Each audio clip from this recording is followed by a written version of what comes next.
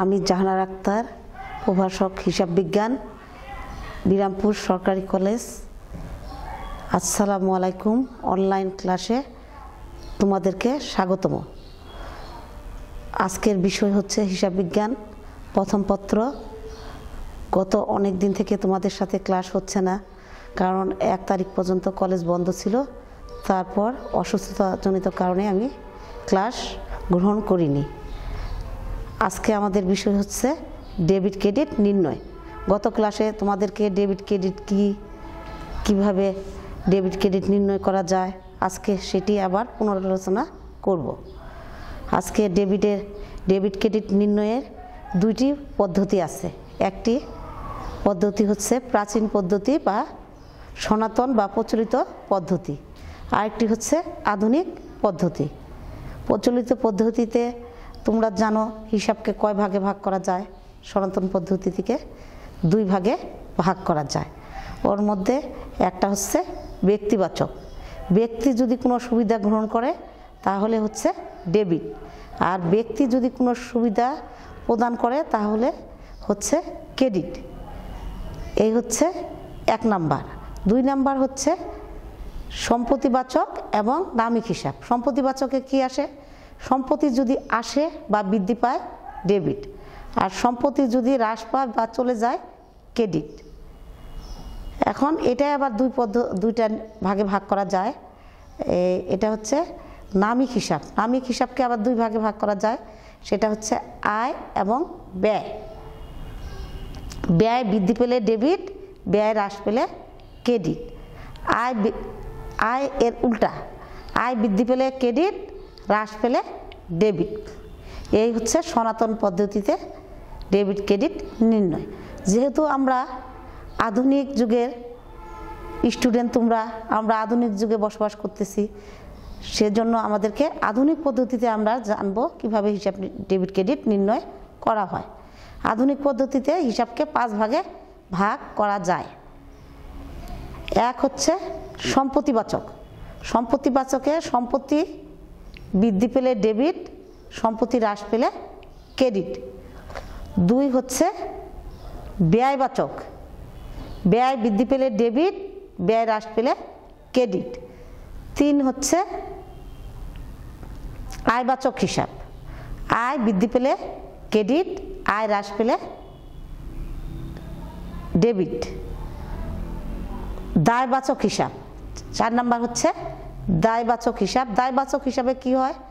দায় বৃদ্ধি পেলে ডেবিট, হ্রাস পেলে দায় বৃদ্ধি পেলে ক্রেডিট, হ্রাস পেলে ডেবিট। 5 নাম্বার হচ্ছে মালিকানা সত্তা। মালিকানা সত্তা কাকে বলে? মালিককে, কোনো সম্পত্তির পর মালিকের যে অধিকার থাকে তাকে বলা হয় মালিকানা সত্তা। যেমন মূলধন। মূলধন বৃদ্ধি পেলে ক্রেডিট আর হ্রাস পেলে ডেবিট। মূলধনের ক্ষেত্রে আবার কি এর সঙ্গে জড়িত? উত্তোলন। উত্তোলন বৃদ্ধি পেলে ডেবিট, হ্রাস পেলে ক্রেডিট। এখন কিভাবে আমরা ডেবিট ক্রেডিট নির্ণয় করব তা একটু বোর্ডে গিয়ে জানি।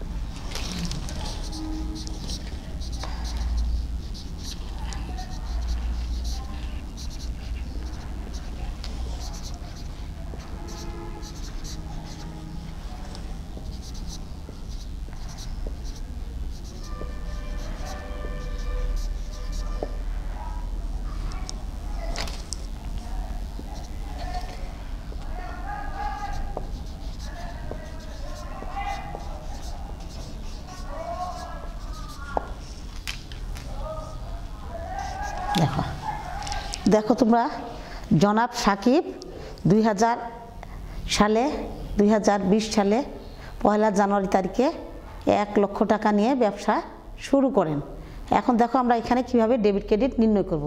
আমরা দেখো ডেবিট ক্রেডিট নির্ণয় করতে গেলে আমাদের কি করতে হবে, প্রথমে মনে মনে ভাবতে হবে কোনটা কোন হিসাব। দেখো প্রতিটি লেনদেনে কয়টি হিসাব থাকে, 2টি পক্ষ বা 2টি হিসাব থাকে। এখানে কি হিসাব আছে দেখো, এখানে আছে নগদান হিসাব বা সম্পত্তিবাচক। নগদান হচ্ছে সম্পত্তিবাচক হিসাবের একটি নাম। আর মূলধন, নগদ টাকা নিয়ে ব্যবসা শুরু করা মানে মূলধন। এখানে কি আছে, 2টা হিসাব, আধুনিক পদ্ধতিতে সম্পত্তিবাচক এবং মালিকানা সত্তা। এখন আমরা এটা কিভাবে নির্ণয় করব দেখো,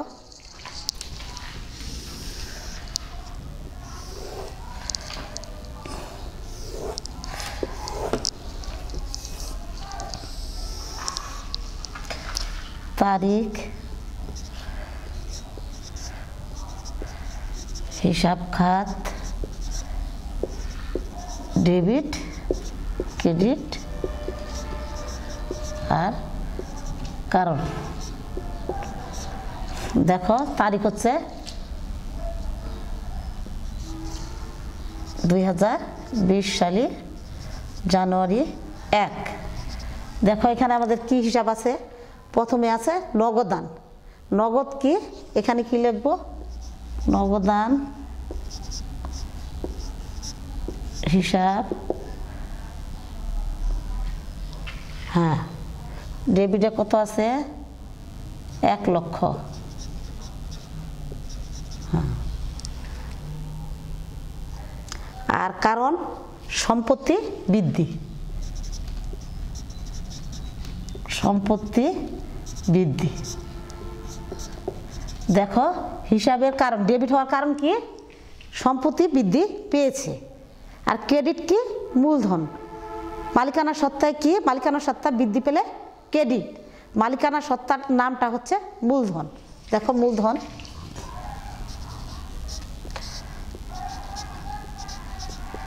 মূলধন হিসাব, ক্রেডিট,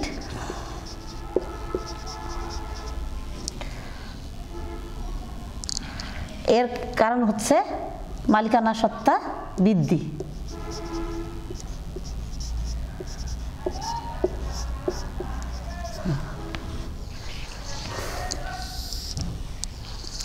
দেখো এখানে একটি লেনদেন থেকে আমরা কি নির্ণয় করলাম, ডেবিট ক্রেডিট নির্ণয় করলাম। ডেবিট ক্রেডিট নির্ণয় করার পদ্ধতি হচ্ছে, আগে আমরা হিসাব খাত বা নির্ণয় করে নিব কোনটা কোন হিসাব, তারপর আমরা সূত্র অনুযায়ী তাকে ডেবিট ক্রেডিট নির্ণয় করব। ডেবিট ক্রেডিট নির্ণয় করতে পারলে আমরা জাবেদা বা জার্নাল তৈরি করতে পারবো। তাহলে আগে ডেবিট ক্রেডিট শিখে নেই, তার পরবর্তী ক্লাসে আমরা জাবেদা করব ইনশাল্লাহ।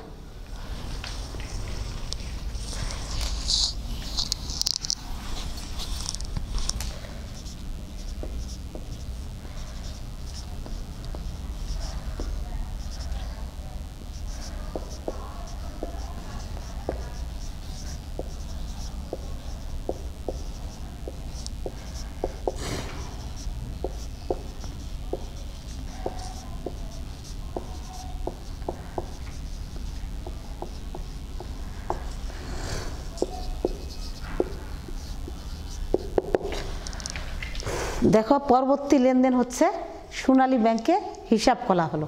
হিসাব খোলা মানে ব্যাংকে টাকা জমা দিয়ে হিসাব খুলতে হয়। এখন এখানে 2টি হিসাব আমরা দেখব। একটা কি, টাকা মানে কি, নগদ, এটি হচ্ছে সম্পত্তিবাচক। আধুনিক যুগে ব্যাংকেও সম্পত্তিবাচক হিসাব ধরা হয়। সনাতন পদ্ধতিতে ব্যাংকে ব্যক্তিবাচক হিসাব ধরা হয়। আধুনিক পদ্ধতিতে ব্যাংকে সম্পত্তিবাচক হিসাব ধরা হয়। তাহলে দেখো সোনালী ব্যাংকে 20,000 টাকা জমা দিয়ে হিসাব খোলা হলো। তাহলে এই হিসাবে দেখো আগে ডেবিটটা চিন্তা করব।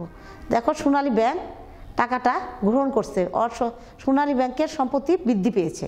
তাহলে আমরা কি লিখব, এই হিসাব খাতটির নাম সোনালী ব্যাংক হিসাব বা ব্যাংক হিসাব।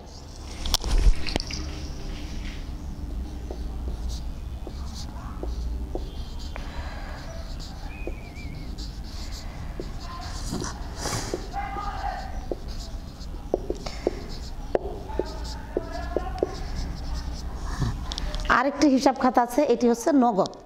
তাহলে ব্যবসা যদি সোনালী ব্যাংকে টাকা জমা দিয়ে থাকে তাহলে নগদ টাকা হ্রাস পাবে বা কমে যাবে। তাহলে এখানে সম্পত্তি হ্রাস পেয়েছে, এই সম্পত্তির নাম কি? নগদান হিসাব। তাহলে নগদান হিসাব ক্রেডিট হবে।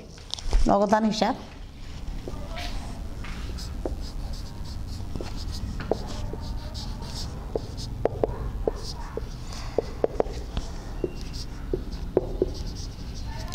এখানে দেখো কারণ কি? সম্পত্তি বৃদ্ধি। ডেবিটটার কারণ কি? সম্পত্তি বৃদ্ধি। ক্রেডিটটার কারণ কি? সম্পত্তি হ্রাস।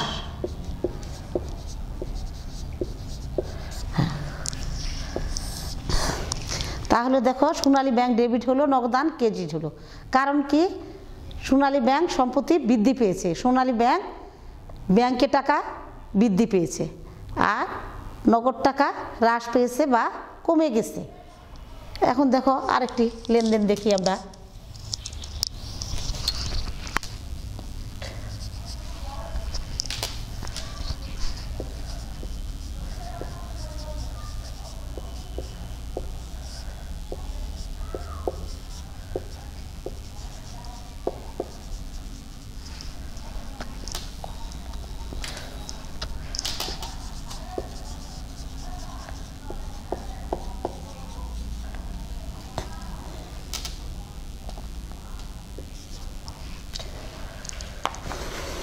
দুই তারিখের লেনদেন দেখো, আসবাবপত্র ক্রয়। এখন আসবাবপত্র ক্রয় ক্ষেত্রে দেখো যে এখানেও দুটি লেনদেন সম্পত্তিবাচক। দুইটি যে লেনদেনের পক্ষ সেটি হচ্ছে সম্পত্তিবাচক। আসবাবপত্র ক্রয় মানে আসবাবপত্র হচ্ছে একটি সম্পত্তিবাচক হিসাব। আসবাবপত্র ক্রয় করলে ব্যবসায় কী করবে? আসবাবপত্র নামক সম্পত্তি বেড়ে যাবে, তাহলে হচ্ছে ডেবিট। আরেকটি সম্পদ হ্রাস পাবে, সেই সম্পত্তির নাম হচ্ছে নগদান হিসাব। আমরা সবসময় যে কোনো লেনদেন হলে দুটি পক্ষ মাথায় আনব এবং মাথায় আনে দেখব সেই সম্পত্তি কিভাবে ডেবিট ক্রেডিট নির্ণয় করা যায়। তাহলে দেখবা সহজে তোমরা ডেবিট ক্রেডিট নির্ণয় করতে পারবে। এখানে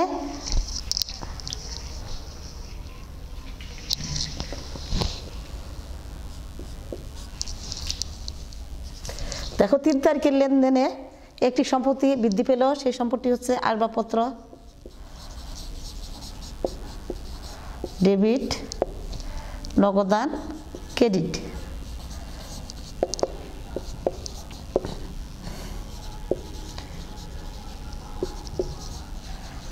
এটা কি হচ্ছে? সম্পত্তি বৃদ্ধি,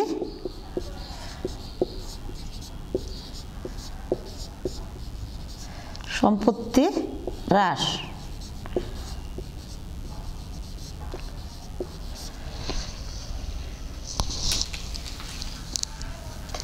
এখানে আমরা কয়টি হিসাব পেলাম? সম্পত্তিবাচক এবং মালিকানা সত্তা।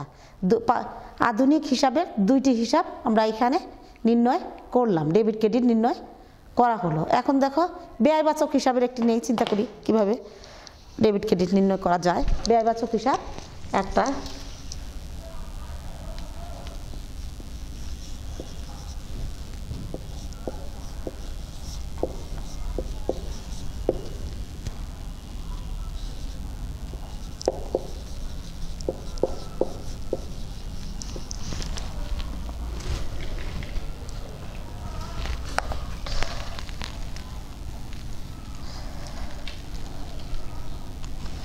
হ্যাঁ 4 তারিখের লেনদেনে আছে পণ্য ক্রয় 11,000 টাকা। দেখো পণ্য ক্রয় মানে ব্যয়বাচক হিসাব। ব্যয়বাচক হিসাবে ব্যয় বৃদ্ধি পেলে ডেবিট। আর এখন দেখো ক্রয় 11,000 টাকা, নগদে পণ্য ক্রয়।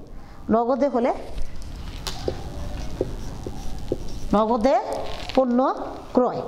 এখানে দেখো নগদে পণ্য ক্রয় করা হলো, ক্রয় হচ্ছে ব্যয়বাচক। আমাদের সূত্র অনুযায়ী ব্যয় বৃদ্ধি পেলে ডেবিট। এই ব্যয়টির নাম কি? ক্রয়। ক্রয় কি দিয়ে করা হয়েছে? নগদ টাকা। তাহলে এখানে আরেকটি লেনদেনের আরেকটি পক্ষ হচ্ছে সম্পত্তিবাচক। সম্পত্তি ক্রয় করলে সম্পত্তি হ্রাস পাবে, এই সম্পত্তির নাম কি? নগদান হিসাব।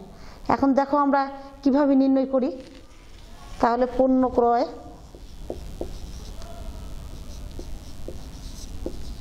বা ক্রয় হিসাব ডেবিট, নগদান ক্রেডিট। ক্রেডিট কত হাজার? 11,000 টাকা। 11,000 টাকা ডেবিটেও 11,000 টাকা, ক্রেডিটেও 11,000 টাকা। এই ক্ষেত্রে দেখো আমরা কারণ কি দর্শাবো যে ডেবিট কেন করলাম, ক্রয়কে ডেবিট কেন করলাম। ক্রয় হচ্ছে ব্যয় বৃদ্ধি পেলে ডেবিট, আমরা এখানে লিখব কি ব্যয় বৃদ্ধি। তারপর আরেকটি পক্ষ কি নগদান, তাহলে সম্পত্তি হ্রাস, সম্পত্তি হ্রাস। এই হলো ব্যয়বাচক হিসাবে আমরা ডেবিট ক্রেডিট নির্ণয় করলাম। এখন দায়বাচকে যদি করি কেমন করে দেখো,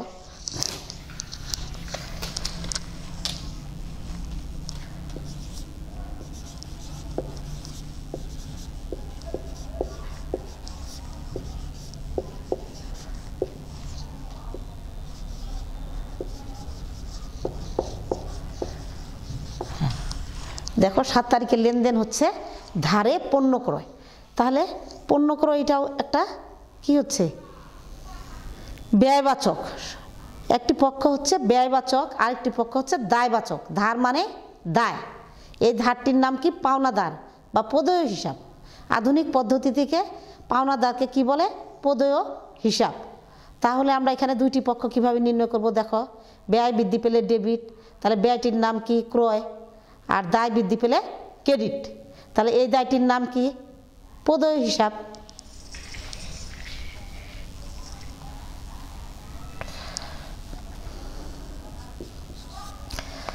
ক্রয় হিসাব ডেবিট,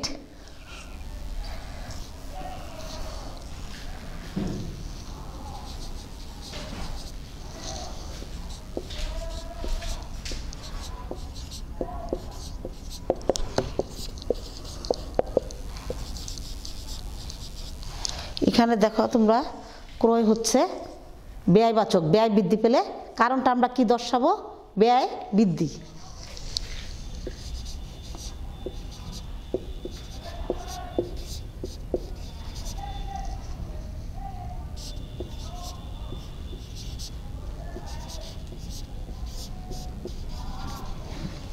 এখন দেখো দুইটি পক্ষের কারণ হচ্ছে, একটি হচ্ছে ব্যয় বৃদ্ধি, আরেকটি হচ্ছে দায় বৃদ্ধি। এখন আমরা হিসাবের চারটি হিসাবের ডেবিট ক্রেডিট নির্ণয় করলাম। আরেকটি বাদ হলো, সেটা হলো আয়বাচক হিসাবে। দেখি আয়বাচক হিসাবে কি।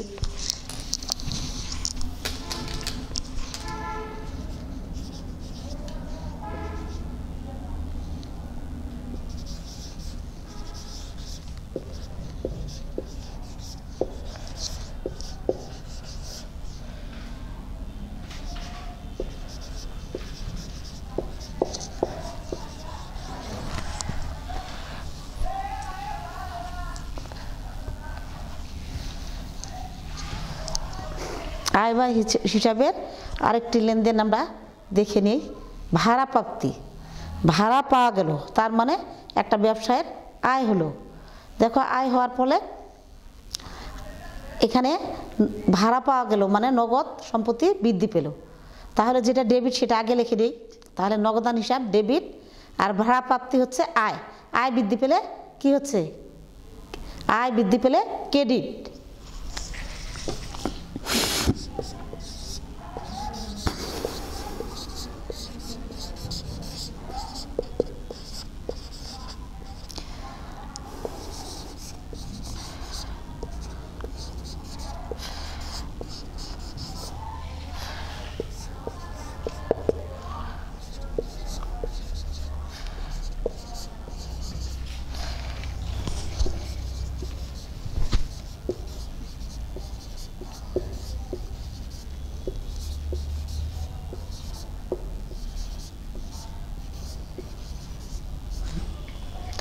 এখানে দেখো সম্পত্তি বৃদ্ধি পেল নগদান হিসাব, আর ভাড়া প্রাপ্তির আয় কি হলো? বৃদ্ধি পেল।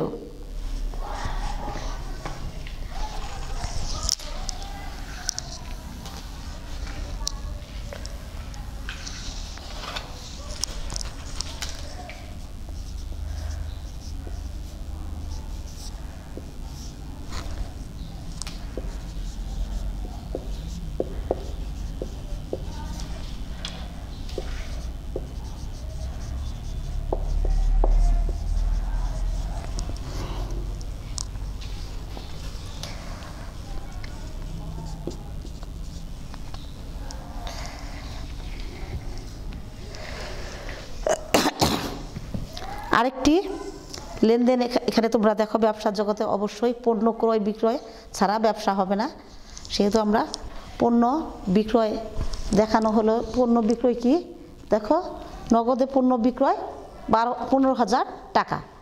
এখন নগদে বিক্রয় করলে কি হলো, নগদ টাকা বৃদ্ধি পেল। এখানেও দুটি পক্ষ সৃষ্টি হলো, একটি পক্ষ হচ্ছে সম্পত্তিবাচক, আরেকটি পক্ষ হচ্ছে আয়বাচক। দেখো এখন সম্পত্তিবাচকের সম্পত্তি বৃদ্ধি পেলে ডেবিট, আয় বৃদ্ধি পেলে ক্রেডিট। এই ব্যয়টি, এই আয়টির নাম কি, নগদান, আর এই আয়টির নাম হচ্ছে বিক্রয়।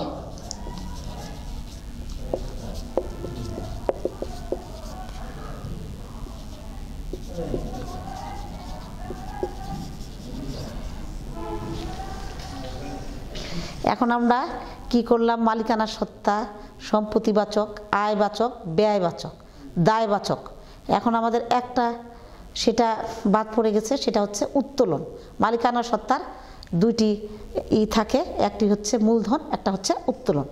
এখন দেখি আমরা উত্তোলন।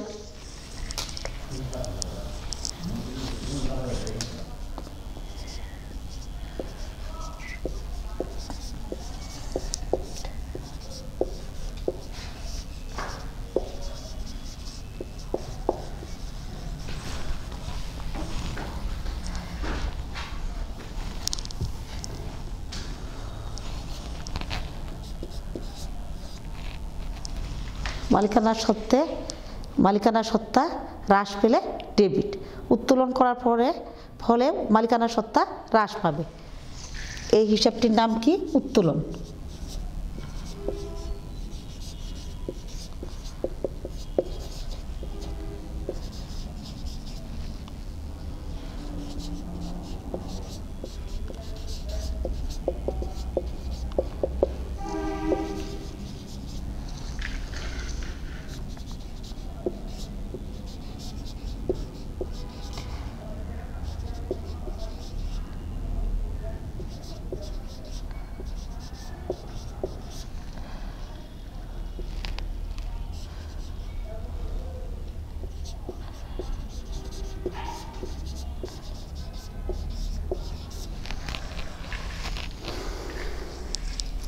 মালিকানা সত্তা উত্তোলন হলে কি, মালিকানা সত্তা হ্রাস পেলে ডেবিট, সেজন্য উত্তোলন ডেবিট হলো, এবং সম্পত্তি হ্রাস পেলে ক্রেডিট।